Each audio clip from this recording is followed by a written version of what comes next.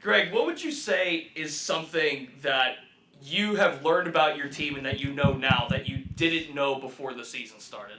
Um, I would say how resilient we are. I didn't know, like, we was all new to each other, so it was like you had no clue what these guys was like. And when a battle starts out there on the court, we go out there, we practice that, but it's different when you going in there and it's against a different opponent. So I would say how resilient this team is, like being able to take a punch, get up, get off the mat, and fight back. How'd you learn that, or at what point did you maybe discover that?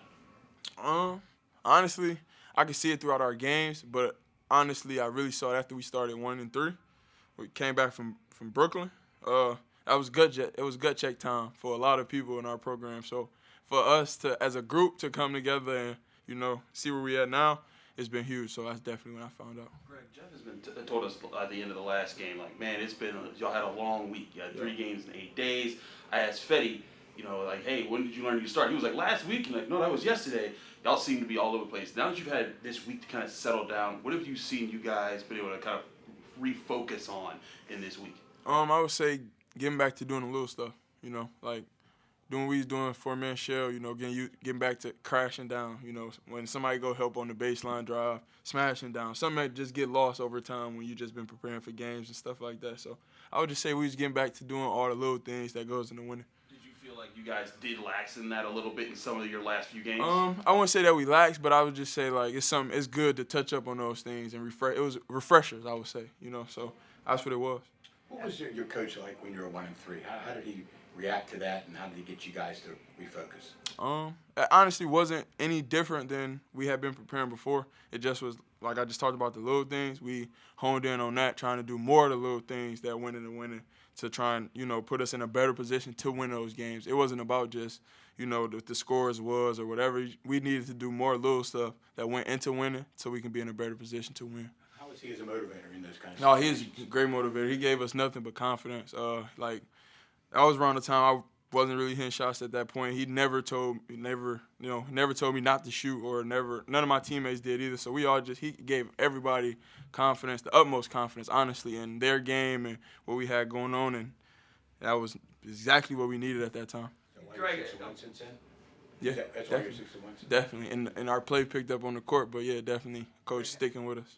Greg, how did you feel physically at the end of last week? Was this week of rest without any games, was that really helpful? Oh, definitely. Me being an older guy, I definitely needed some time off a little bit. But it was definitely good for our team, especially I would say it was good with all the film we got. We had a lot of film. We got some younger guys that, they can learn a lot from just watching those tapes. And, so I would say definitely. Greg, you talked about the Brooklyn trip as kind of being a bit of a turning point, and I'm going to word this poorly, but do you kind of need a butt kicking sometimes to set you straight, to kind of show you the pathway and what you need to do? Yeah, definitely. You don't want it to be, you don't want to lose by 30, or, that's what happened with Michigan. But, you got to take every loss as a lesson, I say.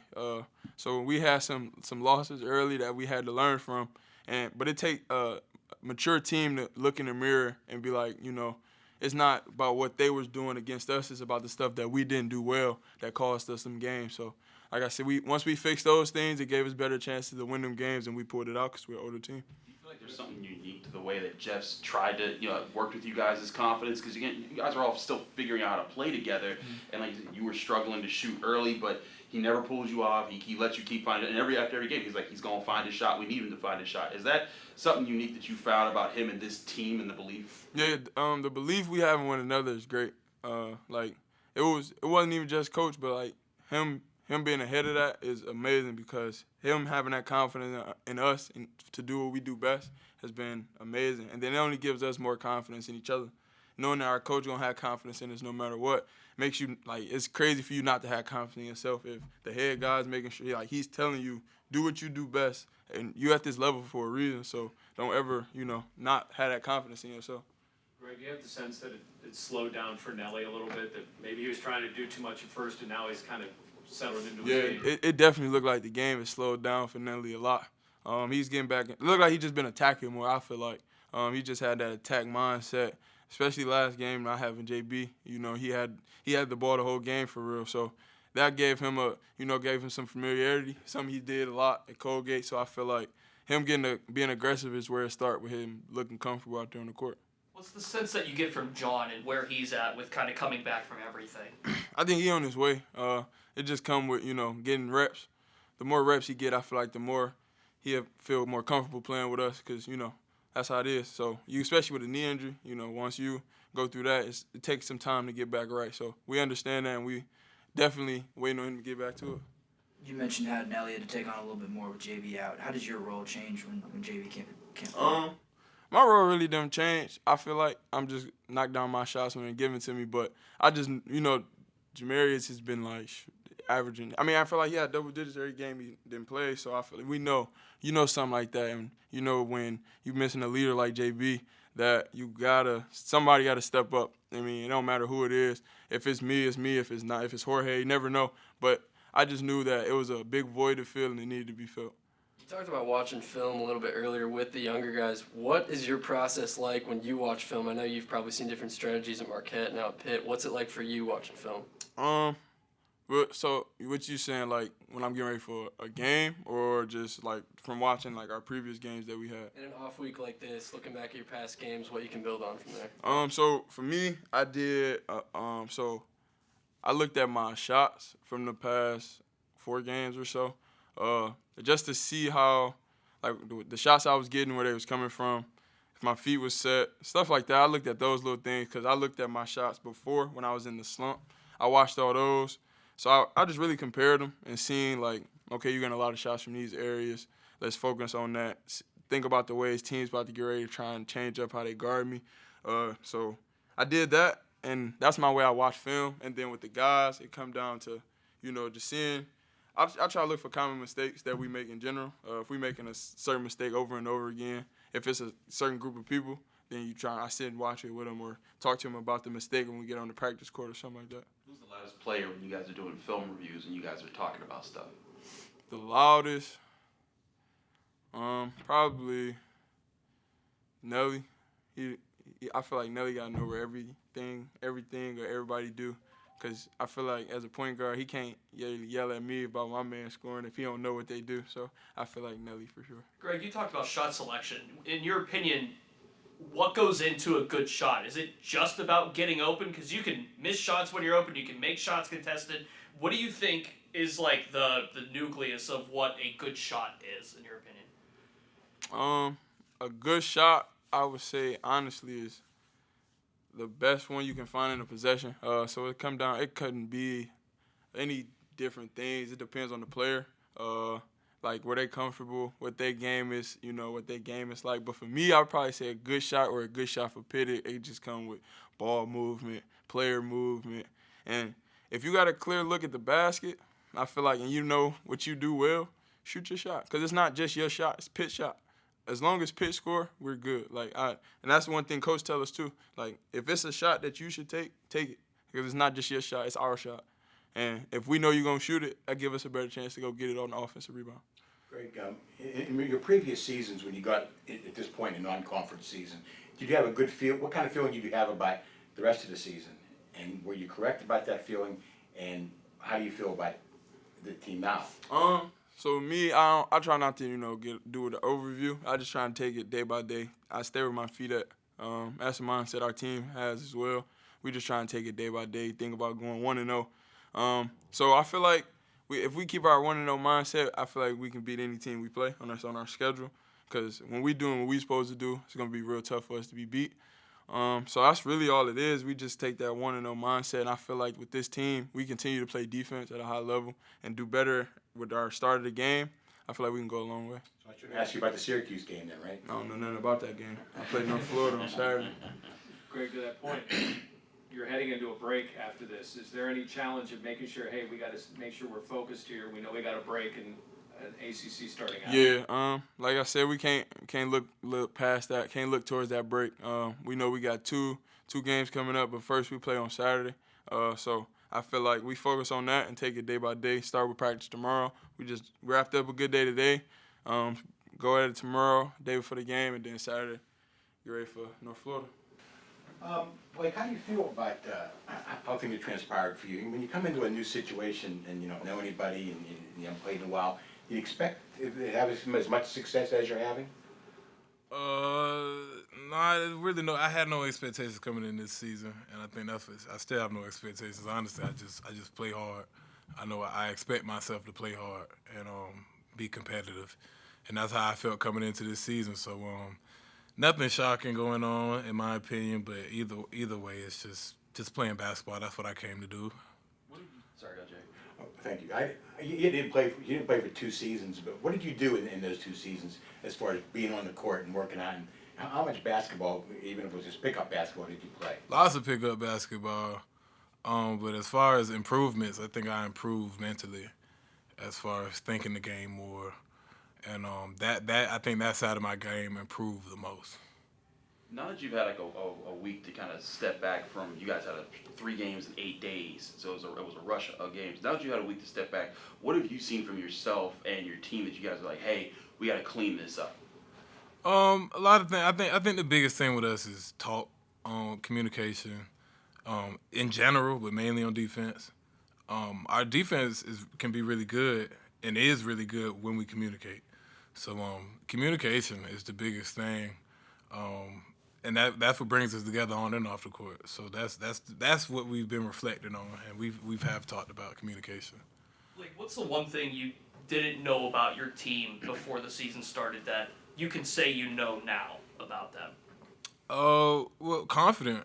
I mean, coming into a new situation where you don't know the people, you're not sure about how people really feel about themselves, and then how they feel about you.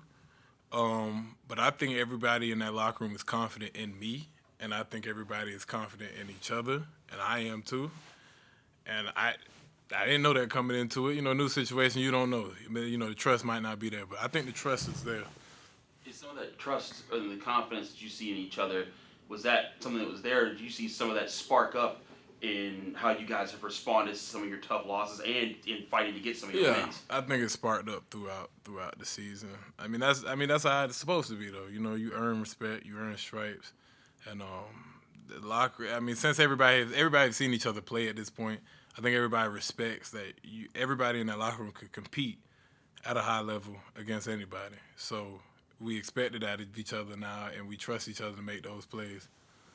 But does anything change about your process or your routine as you kind of hit conference play and get ready for that kind of gauntlet, I guess? Yeah, I mean, yeah, I always want to try to get better on a weekly basis. So nothing in specific, but yeah, getting better is always the goal. Like, when we talked to Greg, he talked about the trip to New York and kind of what's changed since you guys got back from that. What do you think is different about the team since that New York trip, and what did that trip teach you guys about yourself? I think it just everybody kind of like those games were early for us. I don't honestly feel like we're the same team. We got better in that trip. I think it's mainly because we just learned how to work off each other, and I don't even think people realize when watching those games that that's exactly what's going on. Like we're still learning how to play off each other. So I think the biggest thing that we learned there is how to read and react off each other. So, JB when he's at point and Nelly when he's at point, we're running the same play, but they might do something different. You know what I mean? We got a better understanding for that in New York. Like you said, you played a lot of pickup basketball in the last 2 years. I suspect a guy like you scores in double digits in big-time college basketball. Be pretty good on the schoolyard. Were you a dominant force in those pickup games? Yeah, I would try. But I mean, the best thing about it, shout out to LA Fitness Orange City. They know what it is. I be in there, but Where's that at? Orange City, Florida. It's right where I'm from. Okay. But like the best thing about that is you go into pickup arena, you go to pickup gyms and stuff, and people like me, we have a hard time finding good competition. But I think the best thing I did was I instilled a lot of talk. I would talk a lot to my teammates, to the other team, and I would kind of make it competitive in there. So, the gym would be arguing and loud, and I low-key started it. But, it would bring the competition out of people, and it would bring the competition out of me. So it was good, man. It was fun doing that. It was all learning. It was all fun. So you're good at instigating. I plead the fifth. Motivator. There you go. Did you carry any of that over here to here at Pitt? I also plead the fifth. You invited some physicality and some kind of extra effort from people that you would play against in these pitches. Yeah, no doubt, no doubt. And like that same person you didn't feel like could be competitive, once you kind of stir him up, he's competitive now. And now you're working on your game. Now you got better. So that was kind of my mentality going into those games. You talked about needing to improving on talking and being better at that. Are there stuff that you guys do away from the court, like when you're not practicing, you're not in the game, that you guys do that you think helps you guys communicate better? There's plenty we can do off the court. I mean, this week has been kind of weird with finals. You know what I mean? Everybody's been studying and whatnot. But there's plenty of off-court activities we can do, and we do. I mean, for example, the FIFA World Cup, I can only Guillermo, Jorge, and Fetty, a little bit of Nate, are the only people who pretty much knows what's going on. But not too long ago, it was Argentina versus Netherlands. The whole team was in there, and we're all screaming. I was screaming. I don't know what's going on, but like we were bonding. So like that's the type of stuff we do. Could we do more of it? A little bit, yeah. But we do a good job of talking and stuff and communicating off the court. Were you guys Argentine fans? Was I? Man, yeah. I was going for Argentina, and then I kind of wanted to go for Netherlands at the end. Yeah, that's what happened. When we asked Greg about you guys' film study sessions, he said Nelly's the loudest of the players. Is that as far as like guys giving their thoughts? Do you agree with that? Is Nelly kind of that presence? And what do you see? How you guys take on film sessions? Yeah, Nelly speaks up. Everybody speaks up. Well, not everybody, but our leaders step up. Our older guys step up and voice their opinion. Nelly being one of those people in the forefront of that. So yeah. Like you guys haven't experienced backcourt, but a lot of youth in the front court. Where have you seen Fetty and the twins grow here over the first month or 2 months actually of the season? I mean, they're growing in front of our eyes, and they're getting a lot mentally strong to how this process works. This is more than just what y'all see for 40 minutes every other night. Like, it's you're committing your life to it, and they've adjusted very well. And they're still adjusting, though. They're still getting better at it. And they're going to be better because of it. You know what I mean? The contribute to this team to be so young, which they have to. That's what point they are. That's going to be great for their whole entire career. And it's going to be great for us. I would imagine you could get the twins fired up with a message or two. Yeah. I mean, not all the time do you got to get them fired up. Every once in a while, yeah. But, they got some spunk to them. They just kind of keep it under wraps. How close do you think John is to kind of getting back into things? I know he's been injured. He's working back from it. But how close do you think John really is to kind of breaking through? I'm not 100% sure. I seen him this morning running. He ran a lot this morning. And I talked to him a little bit this morning. He was talking about the progression of his knee. And he was just saying he's getting better, and he's getting better, and that's all I really know. You know what I mean? I'm not the trainer. I don't be in there with him, but I seen him running this morning. He looked all right there. You being a veteran on this team, a leader, does Jeff ever pull you to the side and be like, hey, let's get after this guy today, like in a practice, when you guys try to pull it out of somebody? Not really. Jeff more pulls me to the side and tries to pull it out of me if he got to, but yeah, it's just everybody. I think the good thing about being so a veteran player is like we have multiple veteran players, and we'll kind of do that instinctively. You know what I mean? Like if we can all communicate. We've all been in so many practices. We know when it's time to pull it out of him, and we'll kind of do it subconsciously. So that's how that kind of works. Like the North Florida coach told me, it seems like you never met a shot you didn't like. Is that an accurate statement? That's an inaccurate statement for sure. Blake, back to talking about the film sessions that you guys go through. Greg told us that when he's watching his own film, he looked at the past few games, his shooting form, his footwork, and stuff like that. For you personally, what's your process like when you get in the film room and watch yourself back? I'm watching defense for the most part. Offense is what it is. Offense is what it is. It's read and react. It's never really going to be the same every game. We run the same plays, but something different happens every time. So really studying for that doesn't really do nothing. You learn that on the court. That's kind of a read and reaction thing. I watch defense, try my best to know what the next team wants to do. where their strengths at, where their weaknesses at, and that's all I really pay attention to. The weather getting annoying now. It's getting colder. Nah, I'm all right. I love this place. I really do. So I can handle anything.